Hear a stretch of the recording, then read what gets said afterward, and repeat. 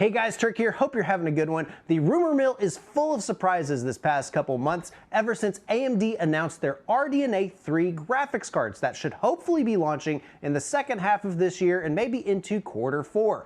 But they didn't give us any product information, pricing, or even availability, but they did give us a ray of hope with their performance per watt targets. So you guys have been hounding me over on Twitter in the community tab, so today we're going to be dissecting that performance per watt claim. But in order to do that, we need a little bit of a wardrobe change.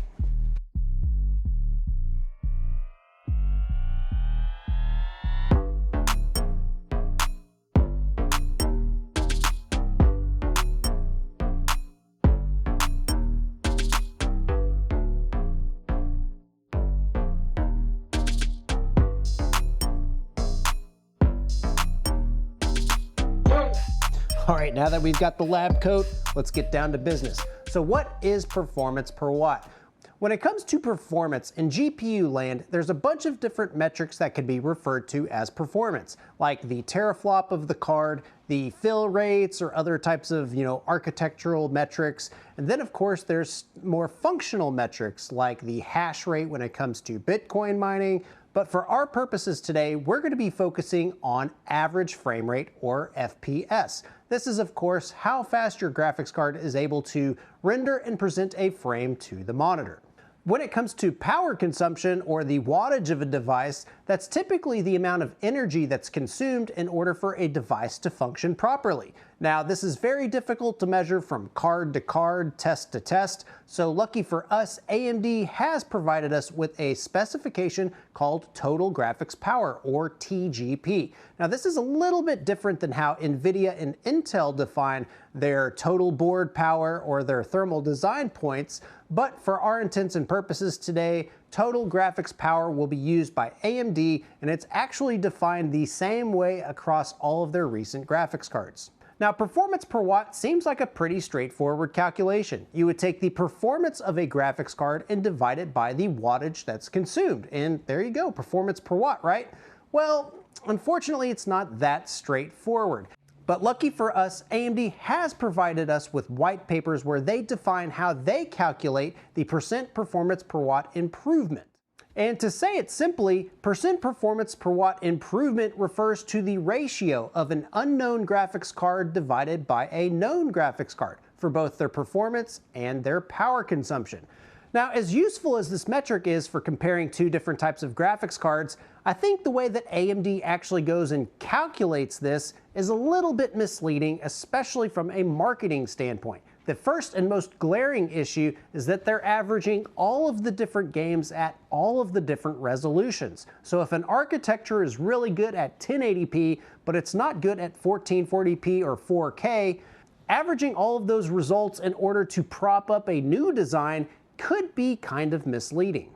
And the other issue I have with it is how are they determining which graphics cards they're referring to? For Vega, it was comparing Vega 64 to the RX 5700 XT, and going from RDNA1 to RDNA2, they were using the 5700 XT compared to the 6900 XT. Despite all of those issues, I've combed through a lot of the different hardware reviews from Hardware Unboxed for a variety of different graphics cards across the different generations here, and I've compiled all of this performance per watt data in order to both validate what AMD claims across the generations and also show where I think some of these RDNA3 claims are going to have some real issues. Now on this chart, we've got a variety of different graphics cards across the generation. On the bottom, we have the dark blue line, which represents the Vega 56 and Vega 64. And if we go up and to the left, we have RDNA1 graphics card. Now those gray dots are the RDNA2 graphics cards. Now that yellow line and that light blue line, I'll talk about those here in just a moment. Now going back in history comparing the Vega to RDNA1, the 50% performance per watt improvement was mainly due to improvements in the design, providing a more solid performance foundation for future RDNA-based graphics cards, while also improving the overall efficiency of their graphics cards. So when you're comparing the Vega 64, that's that far right blue dot there, you can compare that to the far right orange dot. By reducing power consumption by about 75 watts and improving our frame rate by about 25 FPS, we're able to get a 50% performance per watt improvement, which is a huge step in the right direction for AMD's graphics cards.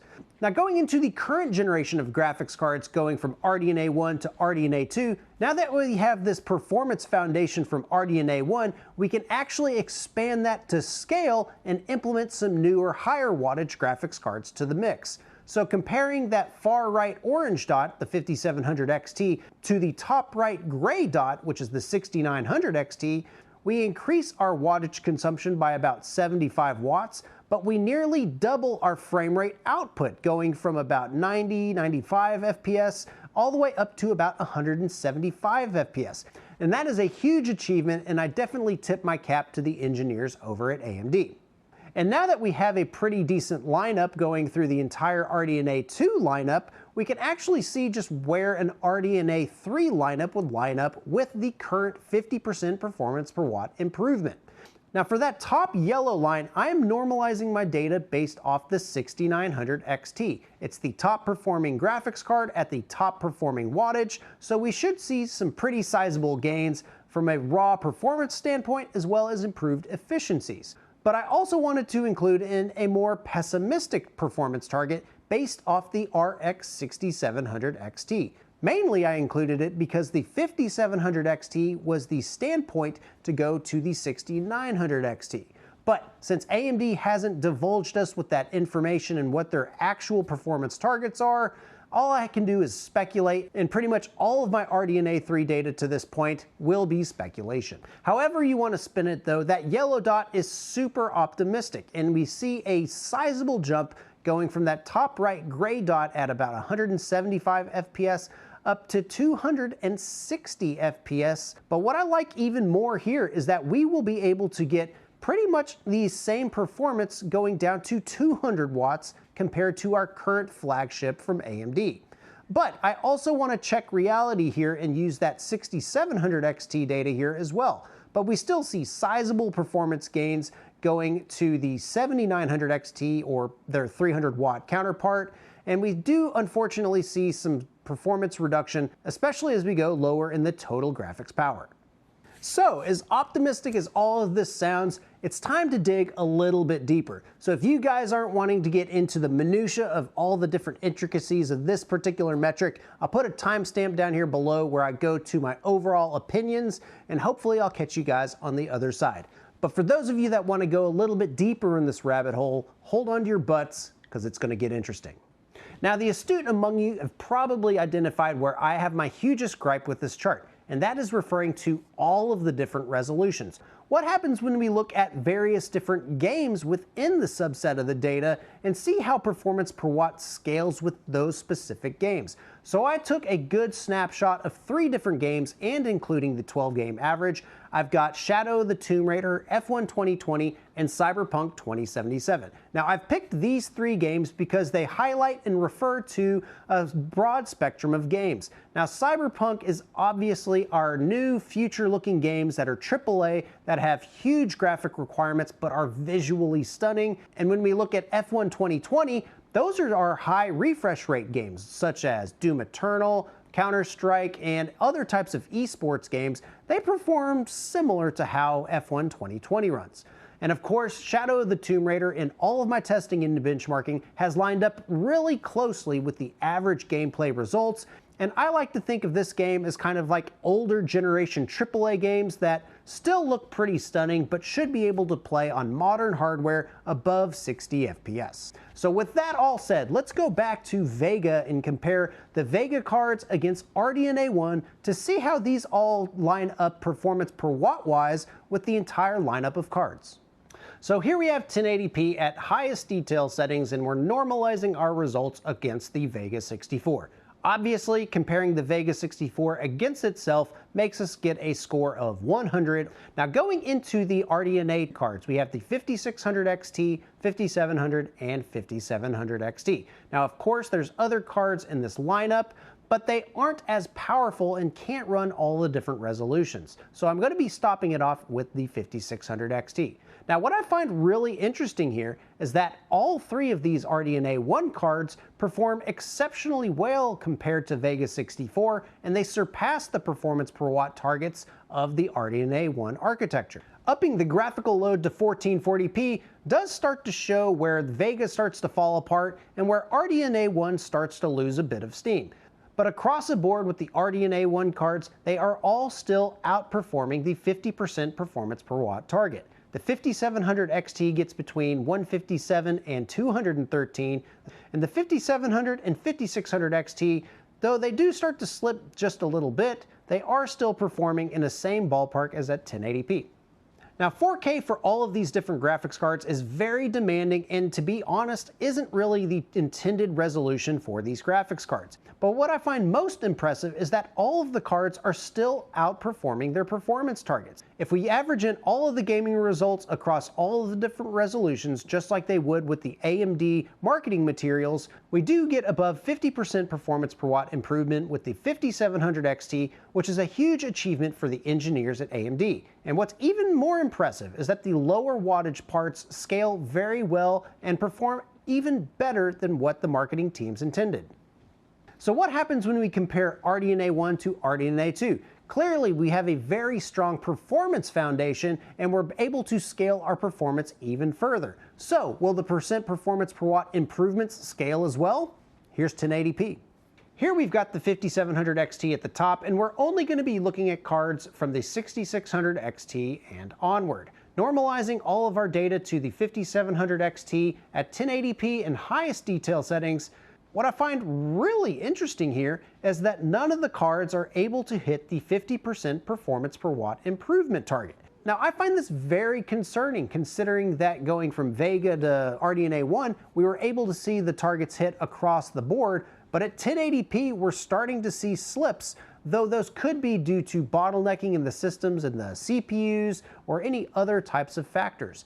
But we do not actually hit that 50% performance per watt that was marketed for RDNA2, and I don't think this is going to carry on with RDNA3.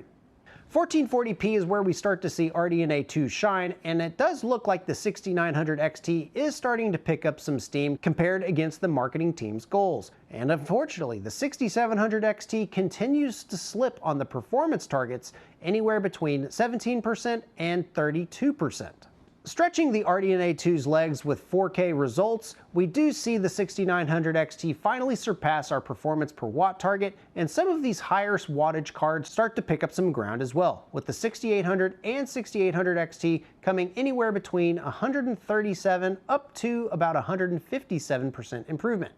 However, the 6700 XT continues to show that even if the architecture is superior than previous generations, sometimes the skew and the way they make their dies don't necessarily translate with the marketing material.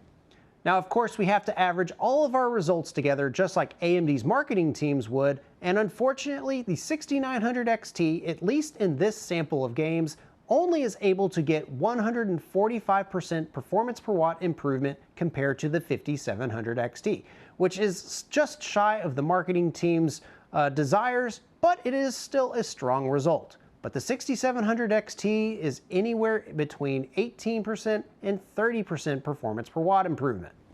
Having gone through all of the different graphics cards from Vega all the way to RDNA2, there's definitely some room for some skepticism as to what we should expect with RDNA3 graphics cards. Now, despite that skepticism, we can take some of the trends we've observed in all of these cards and apply it to some of the predictions we presented earlier in the video. Now, here on this chart, we've got the Vega 64, 5700 XT, both the 6700 XT and 6900 XT, and we're going to be using those values to reference the 7900 XT, or a 300 watt variant card. Now, I'm putting in brackets the card I'm referencing against on the 7900 XT because, as we saw in a lot of the different charts, depending on which card they're using as a reference can heavily impact the actual result that we should expect from the card.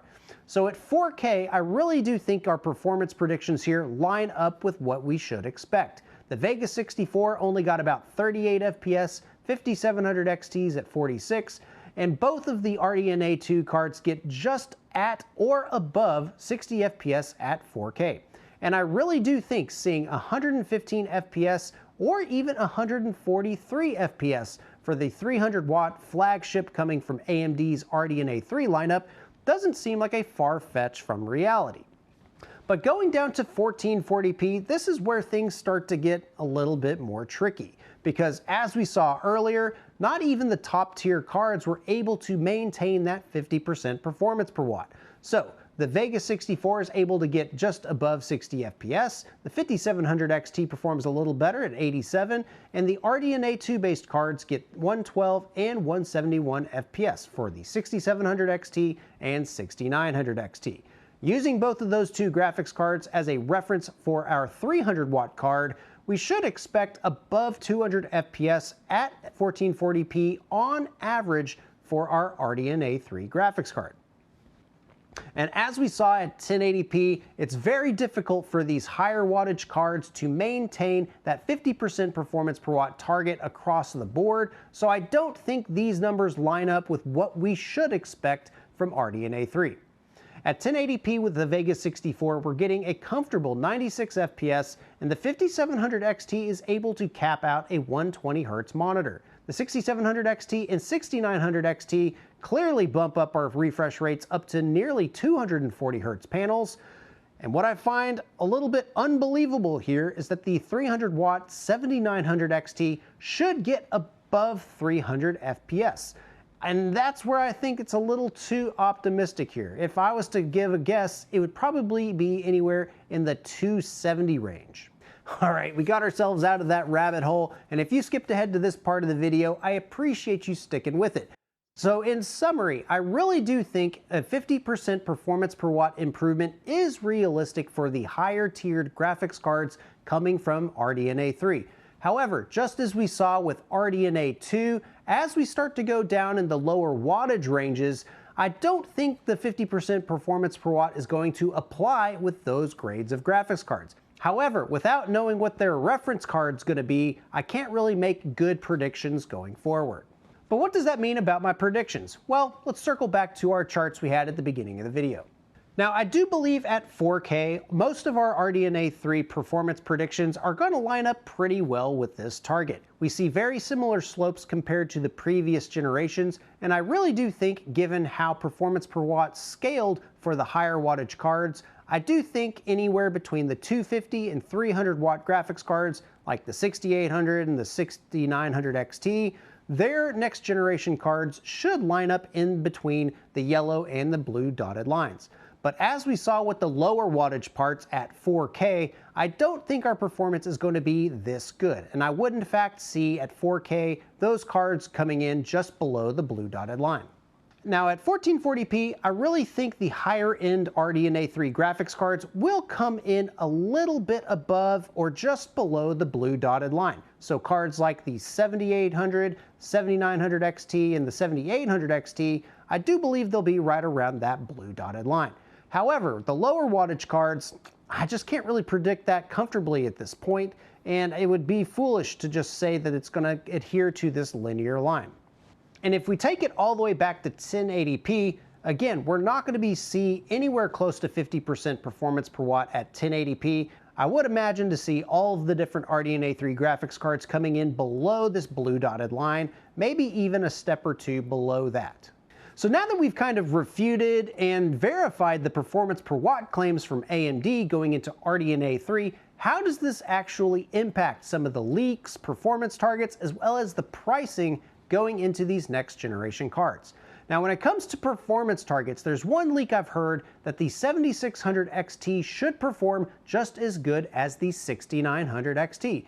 And as we saw in these charts, I don't think that's a very unreasonable take to have, but I will have a word of caution. What resolution are they talking about? If they're talking about the average results across the board, that's not a very straightforward way to say how a graphics card is going to perform, but I do believe it lines up with the marketing claims that AMD's teams have put up to this point. So what about ray tracing performance? There's been some claims that there's going to be some tensor core-like architectures built into the RDNA3 designs, and none of that stuff is being referenced in today's video. Now, there are claims that we should get much better ray tracing performance with RDNA3, and I really hope for that because I love ray tracing technology, as we talked about here on the channel. But today we're strictly talking rasterization performance, and we can only hope that AMD's taken some lessons learned from RDNA2 and have applied it to their future designs. And last and definitely not least is pricing. Long gone are the days of the cheap high-end graphics card. Now that we've survived the GPU shortages of 2020 and 2021, I definitely see flagship cards being anywhere between $1,200 and $1,500, especially given the performance that we were showing in this video. But as doomer as that sounds, I think there's a ray of hope for both mainstream and lower-end computing, because if we get much better performance compared to RDNA2 at significantly lower wattage levels, that could only spell good news for mid-range gamers, and I'd imagine people would be able to pick up the 7600 XT or the 7700 and have a really good 1440p graphics card. And just like I've said in my resolution video and my frame rate video, by enabling more gamers access to higher resolutions and higher frame rates, I think gamers in general across the PC master race can only succeed and win even more with the next generation of AMD as well as the next generation of NVIDIA cards. Now, one last thing before we go, and that is the handheld market. What should we be expecting from RDNA3 based APUs? Now, we don't really have a good indicator of performance per watt increase going from Vega all the way up to Rembrandt APUs. I just haven't done those calculations just yet. But if we expect 50% performance improvement at the same wattage levels, that should be pretty optimistic. And the one way I would refer to it as, if you're getting 30 FPS right now and you get a 50% improvement, that's going to be able to bump you up to 45 FPS. Or better stated, keep your 1% lows above 30 FPS. And it might even bump you up from like a 50 FPS at 800p up to a solid 1080p at 40 FPS. So I'm really interested to see how RDNA3 shakes up and scales down to these lower wattage targets, but only time will tell, and I really hope Lisa and her team are able to give us a little bit more information as we go into the second half of 2022 and into fourth quarter. So guys, thank you for watching this video. Let me know down below if I missed anything or if you think I'm full of crap. Definitely let me know. Turk Force, as always, love talking with you guys over on the Discord. Follow me on Twitter because there is a whole bunch of handheld news coming in these next couple months. So follow me over there in order to get the sweetest tweets coming from me. So again, thank you all for watching the video. I hope you all have a great night. We'll catch you in the next one.